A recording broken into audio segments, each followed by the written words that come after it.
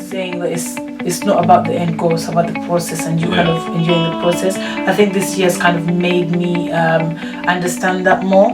Just being okay with what I have, being okay with if it's just Leo is the only child, I'm okay with that. If this is do you know what I mean? It's just there's a lot of things. No, honestly, there's so many things like if this is a job I stay in, I'm okay with it. If this, do you know what I mean? There's a lot of things I was just like, you know what, I just need to be okay and be happy with where I am right now. I feel like that's something that doesn't really come like naturally to both of us, to be fair. Like I feel like hi guys, welcome back to our channel.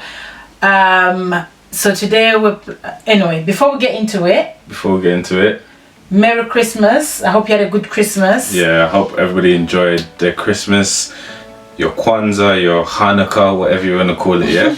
And Happy New Year as well, because by the time this comes out, I think it'll be New Year. The New Year. Yeah. Happy New Year's in advance. Happy New Year, and I hope everyone's having a good time. Hope everybody's staying safe. Yep. Abiding by Boris's rules. Yeah. So we'll get right into it. What are we talking about? Today's video, we're looking at 2020 since it's come to an end. Yeah. So so what have we learned? What are the top 5 things? Because there's so many things we've learned probably, but loads of lessons. Loads of L's that turned into lessons. Yeah, so what are the top 5 things that we have learned from 2020 as a couple? It can be even individual as well, or as a couple. What are the top 5 things that we've learned? Yeah. Cool. So you can start. Yeah, you can start us off. Cool. So I would say the first lesson, the first major thing that I've learned throughout 2020 was just trusting in God. Obviously, in the obvious coronavirus and people dying and things like that, like having trust in God and just trusting that it's His plan that's in play is a big thing. But in other things as well, in like more personal things, it's like I've had to trust Him in terms of like us giving birth, you giving birth and me being us having a baby. Yeah, us having a baby, and just trusting that process will go well and stuff like that. Because obviously if you guys have had children or you know about the birthing process, there's a million and one things that can like affect it, or it can go wrong and all that kind of stuff. So trusting in God definitely, and trusting Him in terms of like finances. We know finances is a big thing. People are losing their jobs and all that kind of stuff. Yeah, so all those things just grew my faith, and like things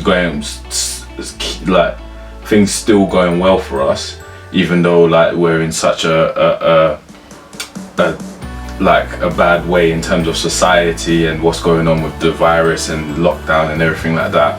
But God, I see that God is still keeping us, and things haven't really like, obviously there's things that have changed and stuff like that, but things haven't gotten that bad for us. Yeah, and there were moments where we didn't know what tomorrow is going to bring, because there were times when what happened with the Black Lives, obviously, and how that had an effect on us. Yeah. And obviously having a baby in a pandemic and so going through like all of those, I want to say obstacles and jumping those hurdles just increased my trust in God and my faith in Him. Yeah. So that was a major point for me. Yeah, I think for me, just it's kind of off what you just said. I think I realized the importance of having a sound mind, or making an effort to do things to help me be in tune with my thoughts. Yeah. And not just dismissing certain feelings and thoughts, but really kind of evaluating how I feel. Because I think after having a baby, I don't know, my hormones were all over the place. I wasn't in the best of moods. I was in the right headspace. Yeah. So I think so this year with everything that's gone on, it's really made me feel like I need to kind of have that time to sit down, look at my thoughts, think about maybe doing some things to kind of help alleviate certain like intense emotions. Yeah. So whether it's to do some mindfulness and listen to some gospel music, whether it was through like walks or praying, so it really made me, because I realized when I was in the right state of mind, or it would affect my emotions, my mood, and it would affect the atmosphere in the house. Definitely. And obviously being a mother, you don't want to kind of put that on your child. So yeah, because kids pick up on like all those types and of also things. depending on your state of mind, you react differently to certain situations. Yeah. So it just made me more cautious about how do I feel, where are these feelings coming from, and how can I what can I do to make myself feel better? Because in the long run it only gets worse. Ignoring it doesn't help. Yeah. So it made me more this year just made me understand the importance of a sound mind and mindfulness. Yeah, and just to like piggyback off the back of that, I feel like even like small things like going out for a walk definitely help, because I feel like even on like I had a few days off work, and those few days I'd like take it like an hour or 45 minutes and just go out with Leo. And because like the weather was good, and like I was just walking through, like we've got a big park near where we live, so it's a big like green area and there's trees and stuff like that. I feel like that helped me massively, because I was able to just walk, like go through my thoughts and just think about things and stuff like that. So yeah, that just like little things can help with like sound minds as well, like keeping your mind sound. Yes, better sound mind. Yeah. So what's the third point then? Third point would definitely be my focus. I feel like this year's helped me focus more on one, family, and like what's most important. So focusing on how attentive I am as a husband, focusing on how attentive I am as a father, and just being like more focused in terms of like business wise, trying to like come up with like new business plans and like different streams of income, stuff like that. I feel like I'm more focused on that, and just focusing on what's most important, because I feel like this lockdown, even though it's heavy on people, I feel like it's good in terms of you get to focus on like your weaknesses. You get to look in more and feel and like really study yourself, because like in the years past it's been like, I'm going out this weekend, or there's a birthday party, or I have to go this and I have to do that, and all that kind of stuff is a distraction, and it doesn't give you necessarily the time that you need to like really sit down with yourself and see, right, this is what's most important, or this is the goal that I want to reach, and let me come up with a plan to actually get there, and like the steps that I need to take, sort of thing. So I feel like that's what's helped. I think because we're always on the go, isn't it? Yeah, definitely, man. And there's no getting around it. Even like if you've got kids, life goes at 100 miles an hour, man. And it's like you blink, it's 8 a.m, you blink again, it's 8 p.m, and the day's done. Do you know what I mean? So having less things to go out for, like in terms of like public places being open and stuff like that, has been an aid as well, because it gets rid of those distractions and gets rid of your like daily to-do list sort of thing. So you have to focus on what's really important. Fourth thing? So the fourth thing I would say is being more content with what I have. I think before 2020 I've been so focused on aiming. So for example, I went through secondary school, then it was like, okay, what's next after secondary school? I need to go to sixth form or college. So I went through sixth form. After sixth form, I was like, okay, what's next? I need to apply for university. It's just been on the go, like constantly aiming for things. It's just been like ongoing. So after university, then I did my masters, and then after my masters, I think that's when we did the whole wedding and everything.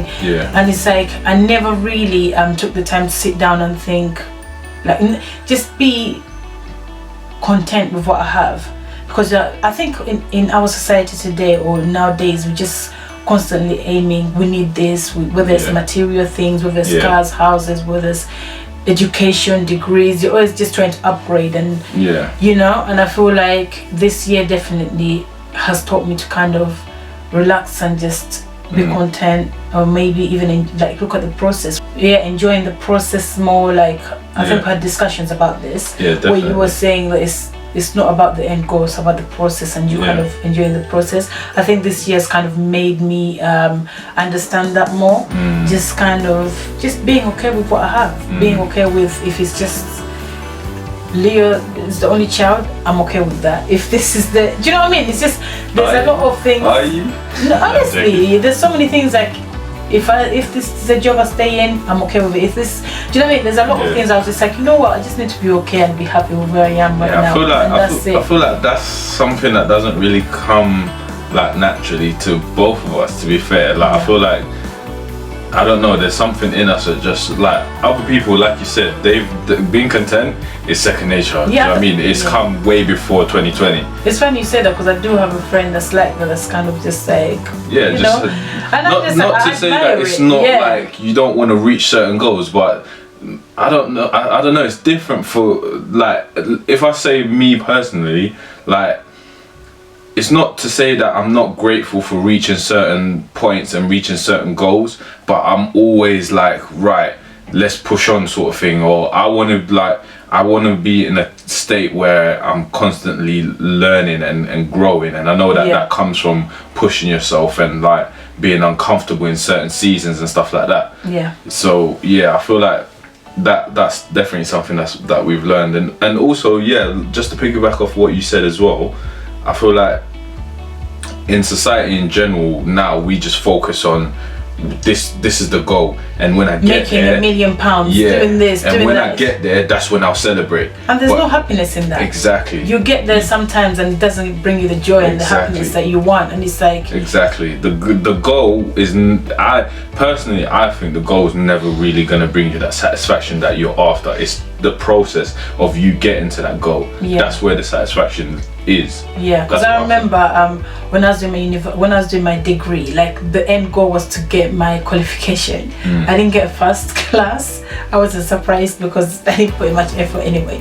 So with my undergraduate degree, like I enjoyed those 3 years at university when I was away from home, and just that whole process was enjoyable. But it's just it's now that I reflect back and I was like, you know what, those 3 years I enjoyed those, like the process more than, you know, when I got the degree. It wasn't as enjoyable, wasn't as exciting when but maybe because I didn't get the first class. But I think when you started you thought, once I get the degree, that's going to be the main thing.